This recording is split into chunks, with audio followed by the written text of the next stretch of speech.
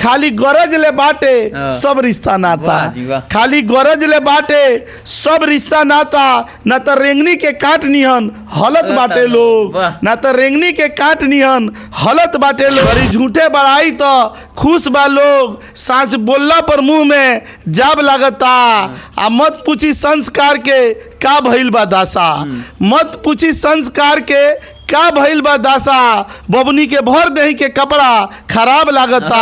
अपना भाषा अपना माटी के पहचान रह दी, कितनो बदली लेकिन नेह छो सम्मान रह दी। अरे वह खूब बोली हिंदी इंग्लिश फ्रेंच और स्पेनिश, बाकिर माई भोजपुरी के पहला स्थान रह दी, बाकिर माई भोजपुरी के पहला स्थान रह दी। जब हम बचपन में पहले या दूसरी क्लास में पढ़ते थे तो उस टाइम पहले के ज़माने में हमें 2-3 बुकें ही मिलती थी, हिंदी इंग्लिश और मैथ। और सबसे ज़्यादा उसमें जो है कि हम हिंदी का बुकें जो है पढ़ना पसंद करते थे, क्योंकि उसमें कविता और कहानी ज़्यादा रहता था। और उसमें जो है कि हम लोग कोई 1-2 कविता को याद करते थे और बचपन में जहाँ भी खेलते थे कूदते थे उस कविता को गुनगुनाते रहते थे। और आजकल सोशल मीडिया का ज़माना है और सोशल मीडिया पे आप कहीं ना कहीं सोशल मीडिया के माध्यम से कविता और कहानी जरूर सुने होंगे। अनेकों प्रकार के जो कवि हैं और कविता कहते हैं और सोशल मीडिया के माध्यम से आप लोगों तक पहुँचता है।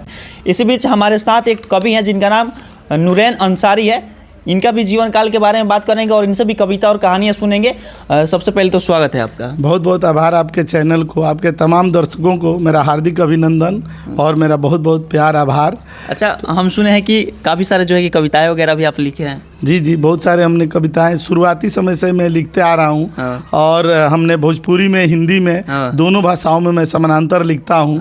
और मेरी 4 पुस्तकें भी प्रकाशित हो चुकी है, उसमें 3 पुस्तकें हिंदी में है और एक पुस्तक हमारा अपनापन जो है वो भोजपुरी में है। अच्छा, एक बात बताइए, आजकल ज़्यादातर लोग जो है कविताएं हिंदी में लिखना ज़्यादातर पसंद कर रहे हैं, लेकिन आपने भोजपुरी में भी लिखा है, इसका क्या राज है? इसका एक सबसे बड़ा राज है कि भोजपुरी हमारी मातृभाषा है। हमारे खून में, हमारे रग रग में भोजपुरी बसी हुई है। तो इस वजह से भोजपुरी तो का मेरे ऊपर बहुत बड़ा कर्ज है माँ भोजपुरी का। उसको मैं पूरा जीवन भी समर्पित कर दूं तो शायद मुझे लगता है कि मैं नहीं उतार पाऊंगा। तो इसके लिए मैं एक लाइन बोलता भी हूँ कि अपना भाषा अपना माटी के, अपना भाषा अपना माटी के पहचान रह दी, अपना भाषा अपना माटी के पहचान रह दी, कितनो बदली लेकिन नेह छो सम्मान रह दी। अरे वह खूब बोली हिंदी इंग्लिश फ्रेंच और स्पेनिश, बाकिर माई भोजपुरी के पहला स्थान रह दी, बाकिर माई भोजपुरी के पहला स्थान रह दी।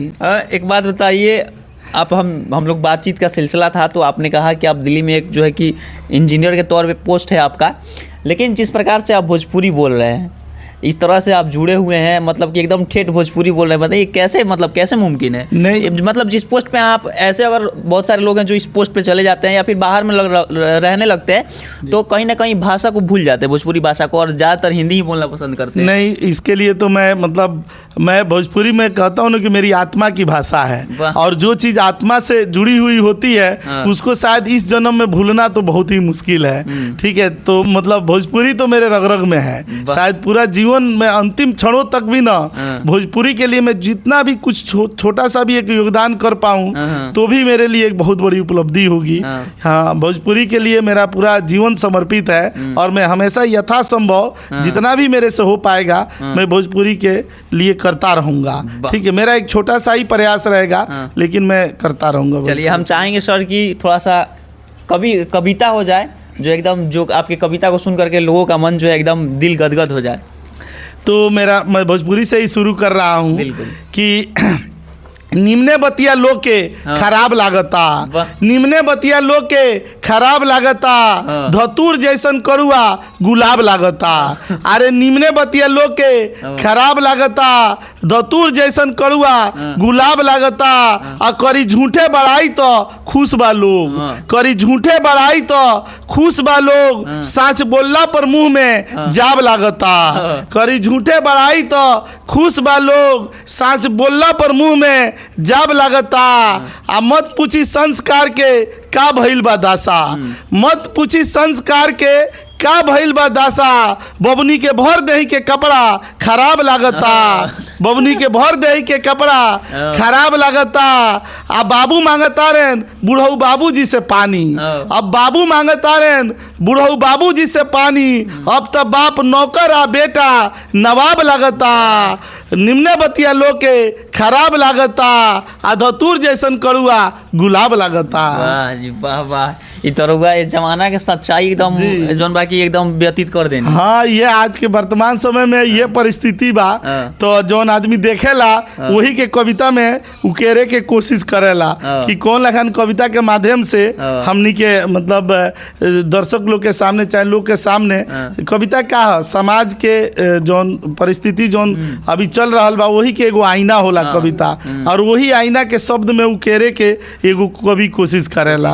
बिल्कुल। और बात हम चाहेंगे थोड़ा सुनाई, एगो हम रउआ के औरी कविता सुनाओ तनी जौन वर्तमान समय में हम मतलब अगर बहुत सारा ऐसा लोग होला जे अपन मतलब जिंदगी में मतलब बहुत कुछ करे के तो चाहेला, लेकिन समय या परिस्थिति या कोनो वजह से वो ना कर पावेला, तो वो आदमी के कैसे अपना जिंदगी के बात समझावे के कोशिश करेला, वही के हम कविता में कहे के कोशिश कर तनी कि ये जिंदगी न तहरा से रूठल बानी हम, ये जिंदगी न तहरा से रूठल बानी हम, बस खुद के सवारे में अभी जुटल बानी हम। ये जिंदगी न तहरा से रूठल बानी हम, अभी खुद के सवारे में जुटल बानी हम। हमरा घर से कबो ना गोइल अनहरिया, अरे हमरा घर से कबो ना गोइल अनहरिया, ताखा पर दियरी निहन बुतल बानी हम। ये जिंदगी न तहरा से रूठल बानी हम, कहे के बहुत लोग अपने बा बाकिर, अरे कहे के बहुत लोग अपने बा बाकिर, हम भरोसा में कई बार लूटल बानी हम। कहे के बहुत लोग अपने बा बाकिर, भरोसा में कई बार लूटल बानी हम। आ लोग हमरे सहारे पहुंच गइल कगरी, लोग हमरे सहारे पहुंच गइल कगरी, अब बीच भंवर में अकेले छूटल बानी हम, बीच भंवर में अकेले छूटल बानी हम। नूरैन चले के हिम्मत ना गइल पाँव से, नूरैन चले के हिम्मत ना गइल पाँव के, चोट खा के 1000 बार उठल बानी हम। ये जिंदगी न तहरा से रूठल बानी हम, बस खुद के सवारे में जुटल बानी हम। वाह जी वाह कवि जी, ई तरह कविता जौन बा सुन के एकदम माने कि लोग जौन बा कि पूरा इमोशनल हो जाई जी। वो तो मतलब अब का कहल जाई, अब जौन हमनी के दिन रात के दिनचर्या बा वही से जौन भी थोड़ा सा समय मिलेला वही के न कविता में ढाले की कोशिश करी जाला। जितना भी रुआ कविता कहता नहीं के सब के जीवन में मैक्सिमम लोग बा जरा जीवन में बीतल होकी। हाँ, सब आदमी के अपना जीवन में जौन ओकर सपना रहेला चाहे जौन ओकर उम्मीद अरमान रहेला उ ना पूरा हो पावेला, तो वो समय में आदमी के हतोत्साहित ना होके के चाहिए। समय सब केहू के बराबर न इंसाफ करेला, कभी ना कभी ओकरो समय जरूर आई और ओकर इच्छा जरूर पूरा होई। चलिए अब और कुछ बावे एगो हम लास्ट वाला सुनाओ तनी जौन वर्तमान समय में न लोग कौन लखन अपन मतलब अपना वर्तमान समय के मतलब जीवन भाग दौड़ के जीवन में कौन लखन ऐसी कहले बा कि पता न कौना साचा में, पता न कौना साचा में ढलत बालो लोग, पता न कौना साचा में ढलत बा लोग, जीव हारल बा बाकिर चलत बा लोग, पता न कौना साचा में ढलत बा लोग, जीव हारल बा बाकिर चलत बा लोग। आ केहू के अपना बढ़ंती पर नइखे संतोष, केहू के अपना बढ़ंती पर नइखे संतोष, बाकिर दूसरा के देख के जलत बालो लोग, बाकिर दूसरा के देख के जलत बालो लोग। अब केकरा पर करी केहू जग में भरोसा, अब केकरा पर करी केहू जग में भरोसा, आपन बन के ही अपने के छलत बालो लोग, आपन बन के ही अपने के छलत बालो लोग। खाली गरज ले बाटे सब रिश्ता नाता, खाली गरज ले बाटे सब रिश्ता नाता, न तो रेंगनी के काट निहन हलत बाटे लोग, न तो रेंगनी के काट निहन हलत बाटे लोग। आ नूरैन हेरा गइल कहवा होठवा के हंसी, नूरैन हेरा गइल कहवा होठवा के हंसी, खाली लोर लेके अखिया में मिलत बालो लोग, पता न कौना साचा में ढलत बालो लोग, जीव हारल बा बाकिर चलत बालो लोग। वाह जी वाह। कविता के यहाँ के कोनो जवाब नहीं कर हुआ, कविता लिखले बानी महाराज, सुन के एकदम मियाज एकदम खुश हो जाता है। बहुत बहुत आभार। बस ये अभी मतलब ये ला लिखे के प्रयास बा धीरे धीरे, अभी हमनी के तो ये क्षेत्र में छात्र ही बानी सन, और भी लिखे के धीरे धीरे प्रयास बा, बस रउआ लोग के आशीर्वाद बा। और कविता सुन के सबके ऊपर लागे कि हमरे ऊपर कविता बा। तो ये आप अपना यहाँ के भोजपुरी भाषा के तो ये सबसे बड़ा ताकत बाटे। तो भोजपुरी ऐसा ना कि एकदम मन के अंदर तक समाहित हो जाला। तो हमनी के आपन दर्द आपन अपना बारे में शायद हमरा लगेला कि भोजपुरी से बढ़िया तरह से हमनी के और कोनो भाषा में आपन दर्द आपन समस्या के चित्रित नहीं सन कर सकत, जौन हमनी के भाषा इतना ताकतवर, इतना हमनी के भाषा संपूर्णता बाटे।